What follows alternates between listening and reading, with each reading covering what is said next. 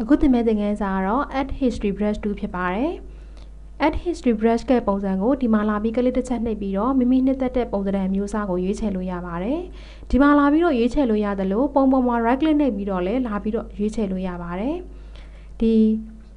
add history brush က pointer အသေးကြီးကိုတော့ keyboard မှာရှိနေတဲ့လေးထောက်ကွင်းလေးတွေနဲ့သုံးမှာဖြစ်ပါတယ် overstry မှာတော့ Olympic နှုန်းပါဝင်မှုကိုမတို့က overstry မှာမိမိနှစ်သက်တဲ့လောက်ထားလို့ရပါတယ်နောက်တစ်ခုကတော့သူ့ကိုမတို့ဆုတ်ချက်တွေဖန်တီးတဲ့အခါမှာသူ့မှာ style မျိုးမျိုးရှိပါတယ်ဆုတ်ချက်တွေကိုဆွဲဆန့်ပေးတဲ့ပုံသဏ္ဍာန်ရဲ့ပြီးလို့ရှိရင်ပုံစံမျိုးစုံပါတဲ့ဆုတ်ချက်တွေရဲ့တိုးထီအောင်လောက်သာပြန့်နှံ့တဲ့ဆုတ်ချက်တွေရဲ့အကွေးအကောက်တွေကိုဖန်တီးပေးတဲ့ဆုတ်ချက်ပုံသဏ္ဍာန်တွေများစွာပါဝင်ပါတယ်ဒီထက်ကနေပြီးတော့မိမိနှစ်သက်တဲ့ပုံသဏ္ဍာန်ကိုရွေးချယ်ပြီးတော့ပြင်လို့ရပါတယ်အခုဒီမှာက loose style လေးကိုရွေးပြီးတော့ပြင်ကြည့်လိုက်ပါမယ်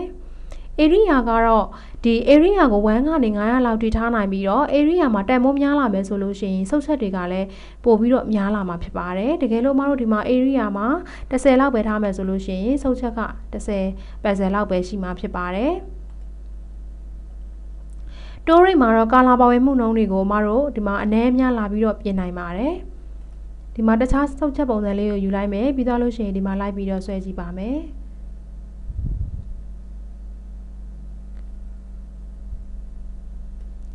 စတိုင်မှာမိမိနှစ်သက်တဲ့ပုံစံမျိုးစားနဲ့လိုက်ပြီးတော့ဖန်တီးကြည့်လို့ရပါတယ်တကယ်လို့ခုမတို့ဖန်တီးလိုက်တဲ့ပုံစံတွေကိုမကြိုက်ဘူးမူရင်းတိုင်းပဲပြန်ထားစတယ်ဆိုရင်တော့ history brush 2နဲ့လာပြီးတော့ပြန်ထားလို့ရပါတယ်သူ့ရဲ့ pointer ကိုလည်းမတို့4000ခွင်းလေးနဲ့အသေးကြီးလုပ်လို့ရပါတယ်သူနဲ့ပြန်ပြီးတော့ယူမယ်ဆိုလို့ရှိရင်တော့ဒါမူလပုံစံအတိုင်းပဲဖြစ်သွားမှာဖြစ်ပါတယ်တကယ်လို့မတို့ဒီပုံပေါ်မှာပြင်ပြီးတော့ဒီပုံကိုမပိတ်ခင်တခြားတူးတွေကိုသုံးထားမယ်ဆိုပါတော့ဒီပုံကိုမပိတ်ခင်မတို့ဒီမှာဒီ close stand တူးတို့ဘာတို့ကိုလည်းသုံးထားမယ်ဆိုပါတော့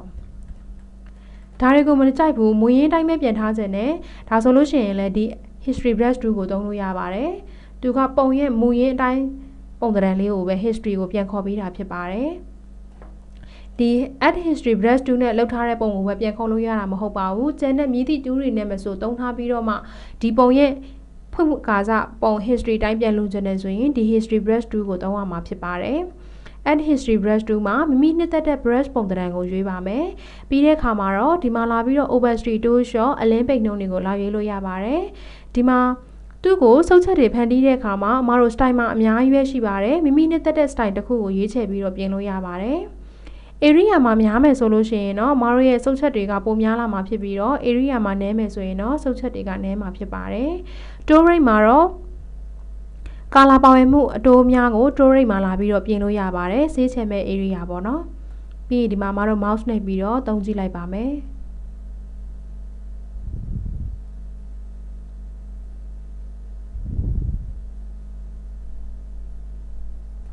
အခုဒီမှာ add history brush 2နဲ့သုံးထားတဲ့ဟာတွေကိုမူရင်းတိုင်းပဲပြန်ပြင်မယ်ဆိုလို့ရှိရင်တော့ history brush 2ကိုယူပြီးတော့ဒီမှာလာပြီးတော့ပြန်ဖြတ်လိုက်လို့ရပါတယ်